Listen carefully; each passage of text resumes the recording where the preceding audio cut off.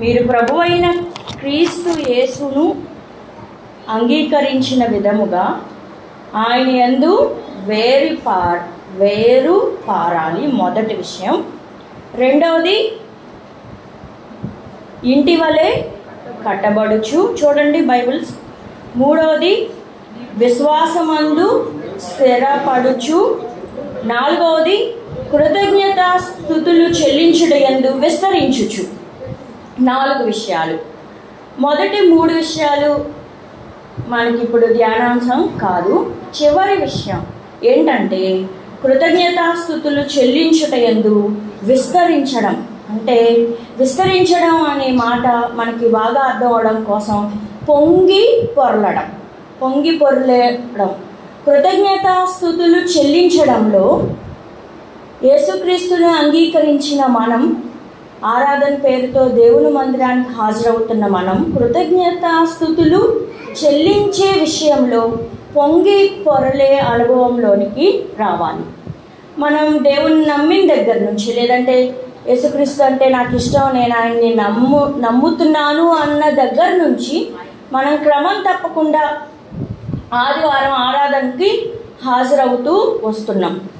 అప్పటి నుంచి మనకి దేవుని స్తుతించడం అంటే ఏంటి, కృతజ్ఞతాస్తుతులు చెల్లించడం అంటే ఏంటి, ఆరాధన అంటే ఏంటి అనే విషయాలు నేర్పబడుతూనే ఉన్నాయి. మనం వింటూనే వస్తున్నాం, అవునా కదా? ప్రతి ఆదివారం కామన్గా మనకి ఆరాధన వర్తమానం. ఎలా ప్రభువుని ఆరాధించాలి, ఎందుకు ప్రభువుని ఆరాధించాలి, ఆరాధనలో మనం ఎలా ఉండాలి, మన హృదయాన్ని ఎలా ఉంచుకోవాలి, మన జీవితాన్ని ఎలా ఉంచుకోవాలి, ఎలాంటి ఆరాధనలు దేవుని చేత అంగీకరించబడితే ఏ మనసుతో మనం ప్రభువుని ఆరాధిస్తే ఆయన్ని మెప్పించగలుగుతాము అనే విషయాలు మనం కొన్ని సంవత్సరాలుగా వింటూనే వస్తున్నాం. విని మనం నిదానంగా మన క్రైస్తవ జీవితంలో వేరుపారి ఆయన యందు ఉన్నట్ట విషయాలన్నీ నేర్చుకుంటూ మన విశ్వాసాన్ని అభివృద్ధి పరుచుకుంటూ ఇంకా మనం విశ్వాసంలో స్థిరంగా ఉంటూ ఆయనకు కృతజ్ఞతాస్తుతులు చెల్లించే విషయంలో పొంగి పొర్లే అనుభవంలోనికి రావాలి. మన ఆరాధన, మన క్రైస్తవ జీవితంలో సంవత్సరాలు గడిచే కొద్దీ మన ఆరాధన ఎలా ఉండాలి అంటే వారానికి వారం వెంబడి వారం తర్వాత వారం, లేదంటే సంవత్సరం వెంబడి సంవత్సరం మరింత ఎక్కువగా మన హృదయంలో కృతజ్ఞతలు పొంగి పొరలాలి. అది పౌలు కొలసీ సంఘానికి చెప్తున్న మాట. పొంగి పొరలడం అంటే, ఒక ఉదాహరణగా మనం ట్యాప్స్ సరిగ్గా పనిచేయలేదనుకోండి, కట్టేసిన కొన్నిసార్లు డ్రాప్స్ పడుతూ ఉంటాయి. ఆ సౌండ్ మనకి చికాకు వస్తూ ఉంటుంది. సింక్లో ట్యాప్ కానీ, మన బాత్రూంలో ట్యాప్స్ కానీ ఒక్కొక్క బొట్టు టపా టపా టపా పడతా ఉన్నాయనుకోండి, మనం ఏం చేస్తాం, దాన్ని బాగు చేసే ప్రయత్నం చేస్తాం. పొంగి పొరలడం అంటే మనం ఒక గిన్నె పెట్టి నీళ్ళు వదిలి మర్చిపోయామనుకోండి, ఏమవుతాయి, అవి పొంగి పొర్లుతూ ఉంటాయి. మన హృదయంలో నుండి దేవుని ఎడల, మనుషుల ఎడల కృతజ్ఞతల పొంగి పొర్లే అనుభవంలోనికి రావాలి. ఎందుకు మనం దేవునికి కృతజ్ఞతాస్తుతులు చెల్లించాలి? కొలస్సీ పత్రికలో పౌలు ఏం చెప్తున్నాడో చూస్తే, 1వ అధ్యాయం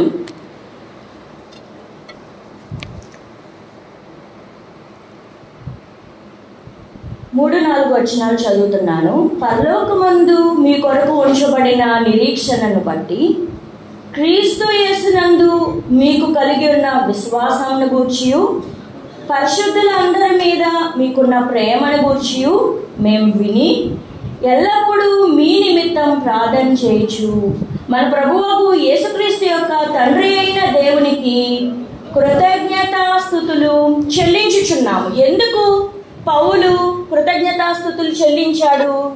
మనం ఎందుకు చెల్లించాలో ఆ వచనంలో నుంచి నేర్చుకోవాలి. ఎందుకంటే దేవుడు మనల్ని రక్షించినందుకు, పరిశుద్ధుల సహవాసాన్ని మనకి అనుగ్రహించినందుకు, మన తోటి విశ్వాసులతో కలిసి మనకు ఒక ప్రేమ అనురాగాలు ఇచ్చినందుకు, మనందరినీ ఒక చోట సమకూర్చినందుకు, ఆయన యందు విశ్వాసం ఉంచడానికి దినదినం మనల్ని బలపరుస్తున్నందుకు. చూడండి, విశ్వాసం మీకు కలిగి ఉన్న విశ్వాసమును గూర్చి మేము విని ఎల్లప్పుడూ మీ నిమిత్తం ప్రార్థన చేయొచ్చు మన ప్రభువుకు యేసుక్రీస్తు యొక్క తండ్రికి అయిన దేవునికి కృతజ్ఞతాస్తుతులు చెల్లించుచున్నాం. ఇంకా దేనికి కృతజ్ఞతలు చెల్లించాలంటే అదే అధ్యాయం కిందకు వచ్చేస్తే 12వ వచనం చాలా పెద్దది.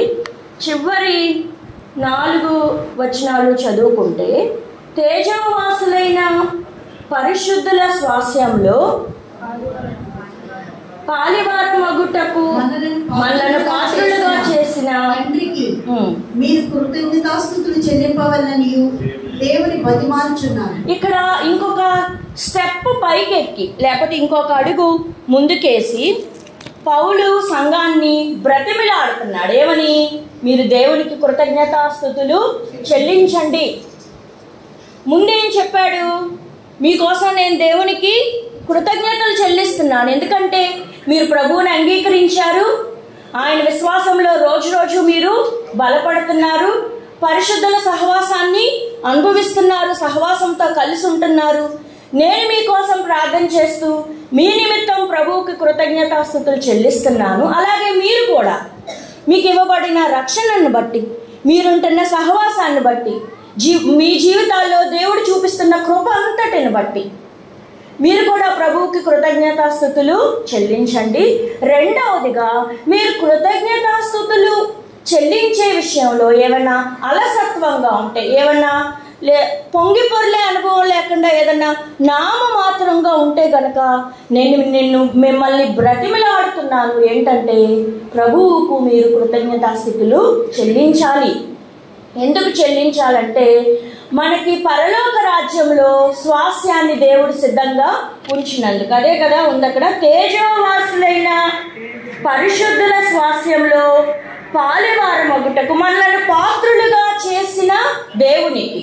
రెండవదిగా మనం ఎందుకు కృతజ్ఞతాస్తుతులు చెల్లించాలంటే మనలాంటి వాళ్ళే, మనతోటి వాళ్ళు, మన ఫ్యామిలీలో మన తోడబుట్టిన వాళ్ళు సైతం చాలా మంది ప్రభువుని అంగీకరించలేదు కదా. తేజోవాసులైన ఆ పరిశుద్ధుల స్వాస్యానికి మనల్నే దేవుడు పాత్రులుగా ఎంచాడు. ఆ విషయం మనకు అర్థమైతే మనం ఆయనకి కృతజ్ఞతాస్తుతులు చెల్లింపకుండా ఉండగలమా? అసలు ఆ విషయం మనకు అర్థమవుతుందా? కొన్ని సంవత్సరాలుగా ఇవే ఆరాధన వచనాలు, ఇవే విషయాలు ప్రతి ఆదివారం ఎవరో ఒకరి ద్వారా వాక్యంలో నుంచి దేవుడు మనతో మాట్లాడుతూ ఉండగా ఎందుకు మనం ప్రభువుని ఆరాధించాలి? మన హృదయం నిండా ఆయన మీద ప్రేమ ఎందుకు పొంగి పొరలాలి అని మనం వింటూ ఉండగా మనం ఎంతగా ప్రభువుని ఆరాధిస్తున్నాం, ఎంత ఆయన్ని ప్రేమిస్తున్నాం, ఎంతగా మనల్ని పాత్రులుగా చేసిన ప్రభువుకి మనం కృతజ్ఞతలు చెల్లిస్తున్నాం ఆలోచించాలి. అలా చెల్లించమని పౌలు వాళ్ళని ఏం చేస్తున్నాడు? బ్రతిమలాడుతూ ప్లీజ్ మీరు ప్రభువుకి కృతజ్ఞతతో ఉండండి. ఈ ఎఫెస్ కొలసీ పత్రికలోనే మనం ఉందాం. మొదటి అధ్యాయం చదువుకున్నాం కదా, 2వ అధ్యాయం ముందే చదువుకున్నాం. 3వ అధ్యాయంలో చూడండి,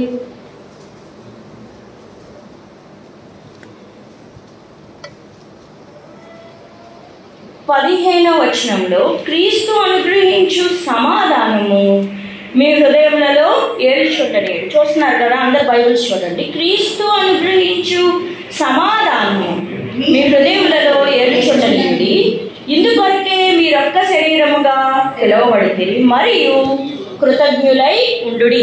మనం ఇంకెందుకు కృతజ్ఞత కలిగి ఉండాలంటే మనందరినీ దేవుడు ఒక్క శరీరంగా పిలిచాడు. మనందరినీ దేవుడు ఎలా పిలిచాడు? ఒక్క శరీరంగా పిలిచాడు.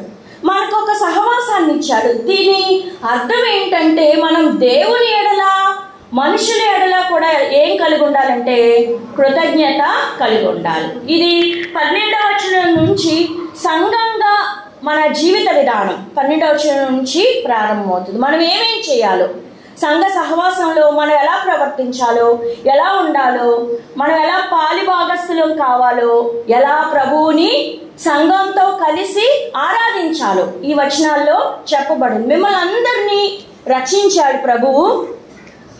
తేజోవాసులైన పరిశుద్ధుల స్వాస్థ్యంలో మిమ్మల్ని పాత్రులుగా చేశాడు. అంతేకాదు భూమి మీద మీకు ఒక ఆదరణ కలగచేస్తూ మీలాంటి వ్యక్తులతో మిమ్మల్ని ఏకం చేశాడు.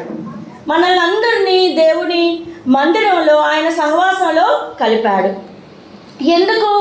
మనం ఒకరినొకరు ఆదరించుకుంటున్నాం, ఒకరికొరకొకరు ప్రార్థన చేసుకుంటున్నాం, ఒకరికొరకొకరు దేవుని దగ్గర ఎదుటి వాళ్ళ విషయాల గురించి బ్రతిమలాడుతూ ప్రభువుని అడుగుతున్నాం. నేను బాగా బలహీనరాలను అయిపోయాను, నా కోసం ప్రార్థన చేసే సంఘాన్ని దేవుడు నాకు ఇచ్చాడు. నేను నోరు మెదపలేని స్థితిలో, లేదా నేను మంచం పట్టాను, చాలా అనారోగ్యంతో ఉన్నాను, నన్ను బలపరిచే సంఘాన్ని దేవుడు నాకు ఇచ్చాడు. ఆర్థికంగా మన సంఘంలో చాలాసార్లు అనేక మంది ఏమయ్యారంటే తగ్గిపోయారు, ఆర్థికంగా ఇబ్బందులు పడ్డారు. అలాంటి కుటుంబాలని సంఘంలో అనేక మంది కలిసి ఆదరించారు. ఇదంతా ఎవరు చేశారు? మనకి ప్రభు.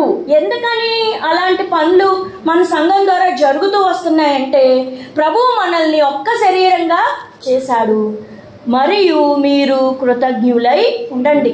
దేవుని ఎడల కృతజ్ఞత స్తుతులు, సంఘం ఎడల కృతజ్ఞత కలిగి ఉండడం. అంతేగాని ఏవో మన మనసులో పెట్టుకుని కృతజ్ఞత లేని వారంగా, లేకపోతే సనుగుడు గొనుగుడుతో ఉండే వాళ్ళంగా, లేకపోతే నిరాశతో ఉండే వాళ్ళంగా, నిస్పృహతో ఉండే వాళ్ళంగా మనం ఉండకూడదు.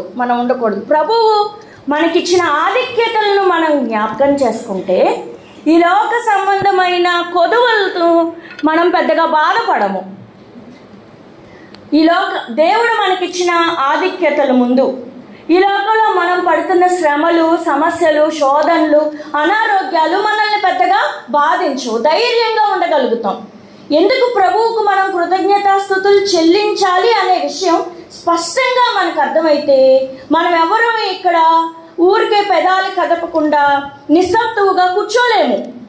ప్రభువుని హృదయపూర్వకంగా మనం ఆరాధించగలుగుతాం. మనలాంటి ఆధిక్యత మన తోటి వాళ్ళకి చాలా మందికి లేదు. ప్రభువు మనల్ని రక్షించాడు. మనం విశ్వాసంలో ఆయన యందు ఎలా విశ్వాసం ఉంచాలో కూడా ఆయనే మనకు నేర్పిస్తూ వచ్చాడు. తేజవాసులైన పరిశుద్ధుల స్వాస్థ్యానికి మనల్ని పాత్రులుగా చేశాడు. అంటే అక్కడ పరిశుద్ధులు మాత్రమే ఉంటారు ప్రభువుతో. దేవుడు పాపులమైన మనల్ని కూడా వాళ్ళతో కనెక్ట్ చేశాడు. ఆ తండ్రితో మన చేతులు ఆయన కలిపాడు. తండ్రితో మన సహవాసం పాపంలో ఉన్నప్పుడు తెగిపోయింది. యేసుక్రీస్తు భూమి మీద సిలువలో తన ప్రాణాన్ని పెట్టి రక్తాన్ని చిందించి పునరుద్ధానుడై మన చేతిని ప్రభు చేతితో కలిపాడు. సో మనకు అక్కడ తేజవాసులతో మనం ఇక్కడ కళ్ళు మూస్తే మనకు ఒక స్వాస్యం ఉంది. అదేంటంటే ఆయన పరిశుద్ధుల తేజవాసులతో మనకు అక్కడ స్వాస్యం ఉంది. ఒకవేళ ఇక్కడ స్వాస్యాలు ఉండకపోవచ్చు మనకి కదా, మనకున్నవి కూడా వేరే వాళ్ళు కబ్జా చేయొచ్చు, లేదంటే మనల్ని తిననివ్వకపోవచ్చు, లేదంటే మనం ఎంత సంపాదించుకున్నా ఒక సెంటు భూమి కూడా సమకూర్చుకోలేకపోవచ్చు ఈ 60-70 ఏళ్ళ జీవితానికి. లేదంటే మనం కష్టపడి పిల్లలకి సమకూర్చుకోలేకపోవచ్చు. మనం సంపాదించిందంతా ఏ రోజుకి ఆ రోజుకే సరిపోతూ ఉండొచ్చు. మనకి ఏ నిల్వలు లేకపోవచ్చు. మనం ఏం బాధపడవసరం లేదు. మన జీవితం ముగించిన తర్వాత ప్రభువు దగ్గర మనకు ఒక స్వాస్యం ఉంది. అందుకే మనం ప్రభు కృతజ్ఞతలు చెల్లించాలి.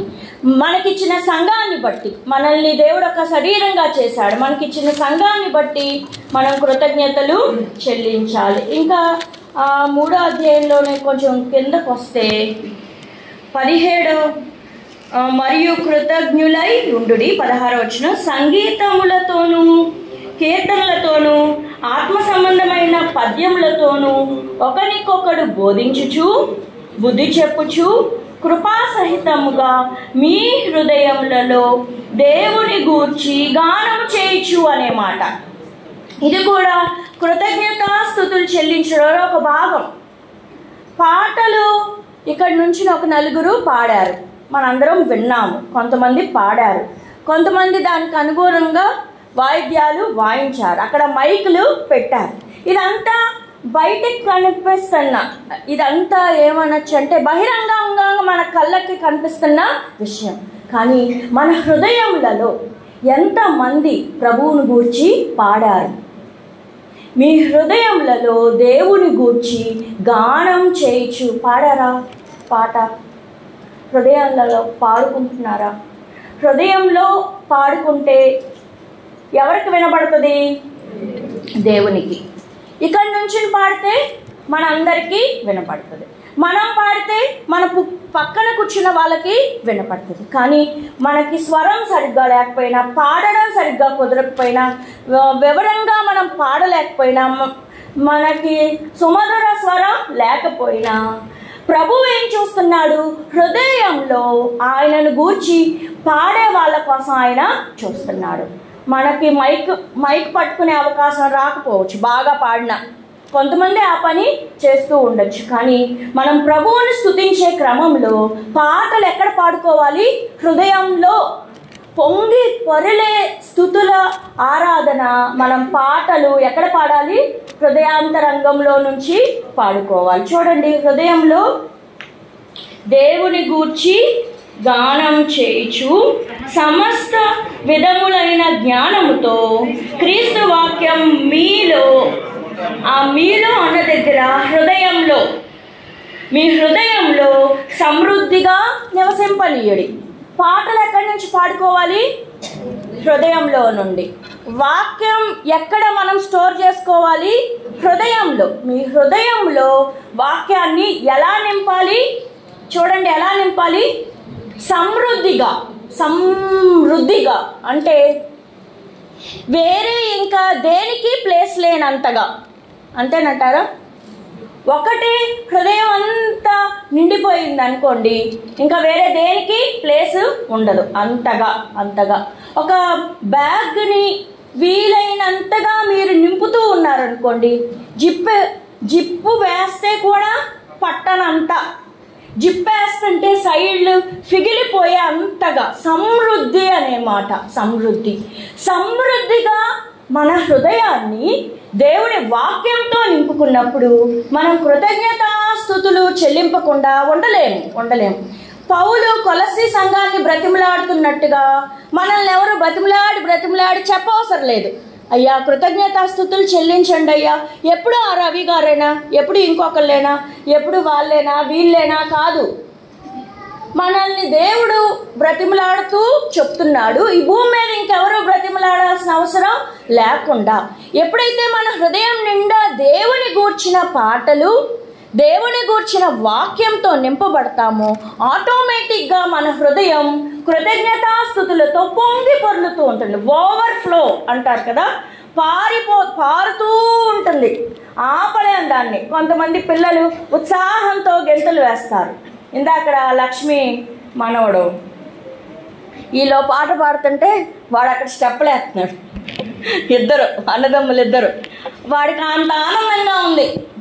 మొన్న వారం అంతా పిల్లలు ఉత్సాహంతో నింపబడ్డారు, మన చర్చిలో పిల్లలు. తర్వాత చెప్తాను ఆ విషయం. అలా హృదయం నిండా వాక్యాన్ని సమృద్ధిగా నింపుకుంటే మనకెవరు మీరు కృతజ్ఞతలు చెల్లించండి అని చెప్పే అవసరం ఉండదు. ఆటోమేటిక్గా మన హృదయం పొంగి పొర్లుతూ ఉంటుంది. ఇంకా కిందకు వస్తే సమృద్ధిగా నివసింపనీయుడి మరియు మాట చేత కానీ క్రియ చేత కానీ మీరేమి చేసినను ప్రభువైన యేసు ద్వారా తండ్రి అయిన దేవునికి ఏం చెల్లించాలి?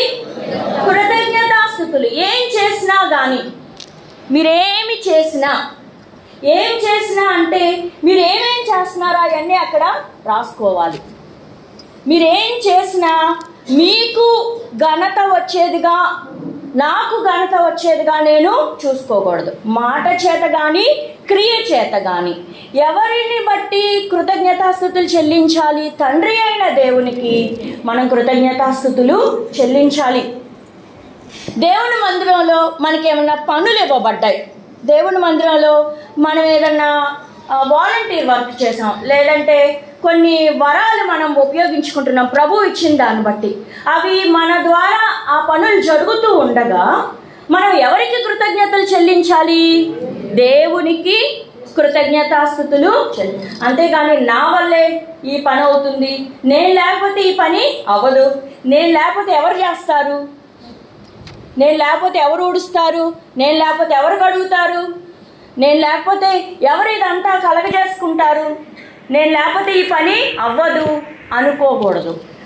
నా వల్ల ఏం కాదు ప్రభువా, నువ్వు నాకు అనుగ్రహించిన కృపను బట్టి నీ నామంలో నేను ఈ పని చేస్తున్నాను అని మనం కలిగి ఉన్న పనిని బట్టి మనం దేవుని నామంలో ప్రభువుకి ఏం చేయాలి?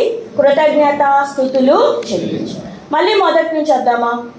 ప్రభువు మనల్ని రక్షించినందుకు, ఆయనే మన హృదయంలో తన విశ్వాసాన్ని పెంపొందింపచేసినందుకు, మనల్ని ఇలా పరిశుద్ధుల సహవాసంలో ఉంచినందుకు మనం ప్రభు కృతజ్ఞతలు చెల్లించాలి. రెండవది, తేజోవాసులైన పరిశుద్ధుల స్వాస్యంలో మనల్ని పాలి భాగస్తుల్ని చేసినందుకు ప్రభువుకు మనం కృతజ్ఞతలు చెల్లించాలి. మూడవదిగా, దేవుని మందిరంగా ఈ సహవాసంలో ఆయన మనకి పాలు పంపులు ఇచ్చినందుకు, మనల్ని ప్రేమించే సంఘాన్ని, ప్రార్థించే సంఘాన్ని, ఆదరించి బుద్ధి చెప్పి బలపరిచే సంఘాన్ని, కింద వచనాలు ఉంటాయి కదా, మీరు ఒకరికొకరు పాడుచు, కీర్తించుచు, బుద్ధి చెప్పుచు, హెచ్చరించుచు ఉండే సంఘాన్ని ప్రభువా నువ్వు నాకు ఇచ్చావయ్యా, నీ కృతజ్ఞత చెల్లించకుండా నేను ఎలా ఉండగలను అంటూ మనం ప్రభు కృతజ్ఞతలు చెల్లించాలి. నాలుగవదిగా, మన హృదయం నిండా ప్రభువు గురించి పాడుచు, కీర్తించుచు, వాక్యాన్ని మన హృదయంలో సమృద్ధిగా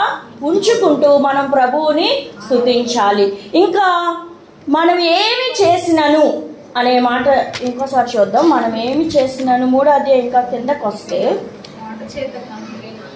24లో ప్రభువు వలన స్వాస్యమును ప్రతిఫలముగా పొందుదమని ఎరుగుదురు గనుక మీరేమి చేసినను, ఇంకోసారి వచ్చింది చూడండి, మనం ఏమి చేసినను అది మనుష్యుల నిమిత్తం కాక ప్రభువు నిమిత్తమని మనస్ఫూర్తిగా చేయుడి.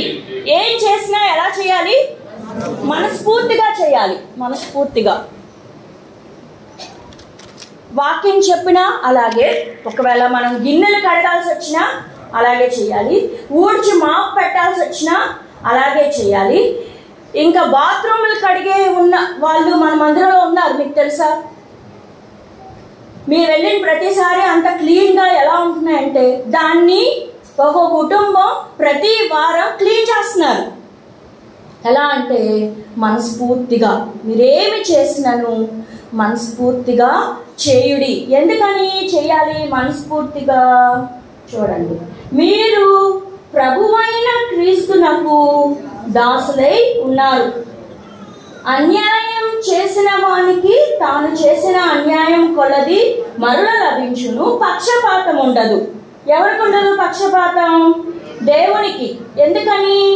మనం ఎవరు పని చేస్తున్నాం? 24 వచనం, ప్రభువు నిమిత్తం చేస్తున్నాము కాబట్టి ఆయనకి పక్షపాతం ఉండదు. ఒకవేళ మన పనిని సరిగ్గా గుర్తించట్లేదు, పాస్టర్ గారు అయ్యి ఉండొచ్చు, పాస్టర్ గారికి మన పని సరిగ్గా గమనంలోకి రాకపోవచ్చు, మన తోటి విశ్వాసులు మనం చేస్తున్న పనిని మెచ్చుకోకపోవచ్చు, వాళ్ళకి అర్థం కాకపోవచ్చు, లేదంటే ఎవరైనా ఒకళ్ళు తీర్పు తీరుస్తూ నువ్వు బాగా చేస్తున్నావు, నువ్వు బాగా చేయట్లేదు అనొచ్చు, లేదంటే తమ వాళ్ళని మెచ్చుకుంటూ వేరే వాళ్ళని మెచ్చుకోకపోవచ్చు. ఇదంతా మనుషుల మనస్తత్వాలు.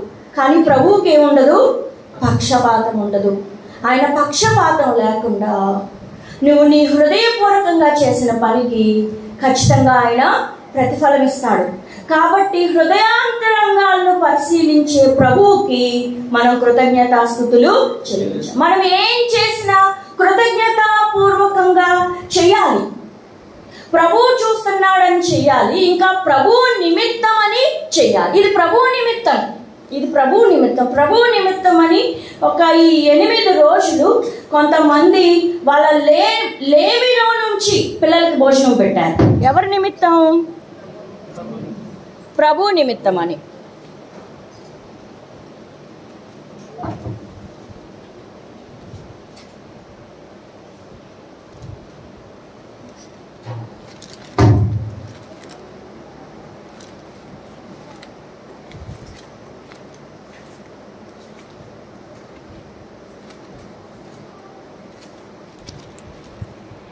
ప్రభువు నామంలో వాళ్ళు చేసిన పనికి ఎవరు వాళ్ళకి ప్రతిఫలం ఇస్తారు? దేవుడే వాళ్ళకి ప్రతిఫలం ఇస్తాడు. పక్షపాతం ఉండదు అనే దగ్గర వచనాన్ని చదువుకుందాం మనం. 1 పేతురు పత్రిక 1వ అధ్యాయం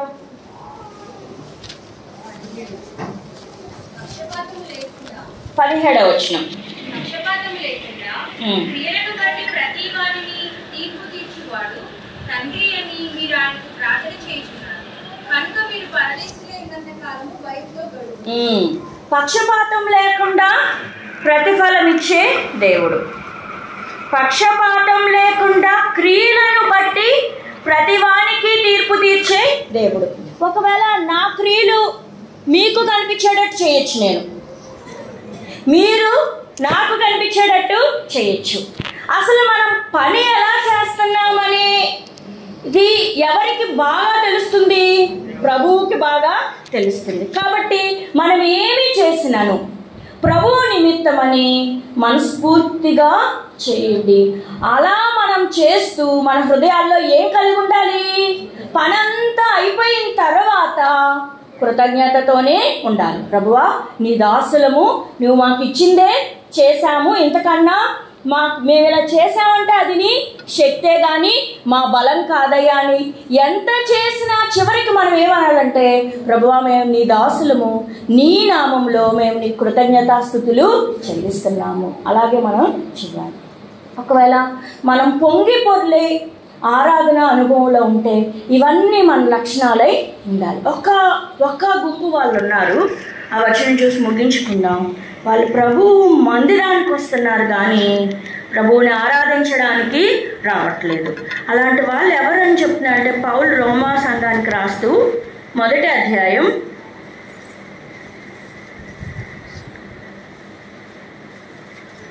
21వ వచనం చదువుతున్నాను.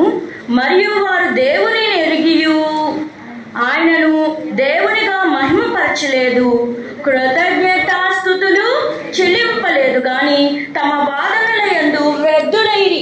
వీళ్ళు ఏం చేస్తున్నారు? అసలు దేవుని మందిరానికి ఎందుకు వస్తాం మనం? దేవుణ్ణి ఆరాధించడానికి. ఓ గుంపు వాళ్ళు ఉన్నారంట, వాళ్ళు దేవునిని దేవునిగా ఎరిగి ఆయన్ని మహిమపరచలేదంట, కృతజ్ఞతాస్తుతులు కూడా చెల్లింపలేదు. మరి ఏం చేస్తున్నారు వాళ్ళు? తమ వాదనల యందు వ్యర్థులైరి. ఊరికే వాళ్ళతో వీళ్ళతో వాదనలు ఆడుకోవడం, చెప్పిన వాక్యాన్ని బట్టి వాదించుకోవడం, ఎవరైనా ఏదన్నా పని చేస్తుంటే వాళ్ళ గురించి ఏదో తర్కం ఆడటం, సరదాగా మాట్లాడడం, ఊరికే ఏదో సమయాన్ని 2 గంటలు గడిపేసేయడం, ఎవరితోనూ అలాంటి అవకాశం లేకపోతే హృదయంలోనే ఊరికే వ్యర్థంగా అనాలోచనలతో గడిపేసేయడం ఒక గుంపు వాళ్ళు ఉన్నారు. వాళ్ళకి దేవుని మహిమపరచకపోగా, ప్రభువుకు కృతజ్ఞతాస్తుతులు చెల్లింపకపోగా వ్యర్థమైన వాదనలు పెట్టుకుని వాళ్ళ సమయం అంతా వేస్ట్ చేశారు. వాళ్ళని ప్రభువు కొన్నేళ్లుగా అలా చూస్తూ ఉండి చివరికి వాళ్ళని దేనికి అప్పగించాడంటే నాశనానికి అప్పగించాడు.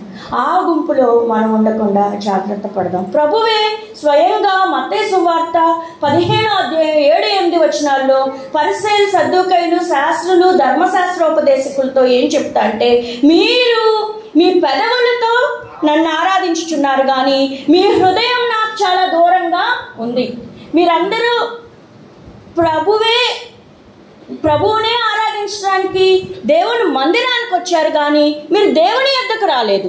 కాబట్టి మీ పెదవులతోనే మీరు ప్రభువుని గణపరుస్తూ వచ్చారు. ఎందుకు చెప్పా అంటే, వాళ్ళ శిష్యులు చేతులు కడుక్కోకుండా భోజనం చేస్తున్నారు అనేది పరిసయ్యులు, సద్దూకాయలు కంప్లైంట్. యేసుక్రీస్తు ఏం చెప్పంటే, వాళ్ళ చేతులు కడుక్కోకపోతే బహుశా వాళ్ళ పొట్ట పాడవుద్దేమో ఇన్ఫెక్షన్ వల్ల. కానీ మీరు మీ హృదయాల్లో కడగబడి లేరు. మీ హృదయాలు నాకు వ్యతిరేకంగా ఉన్నాయి.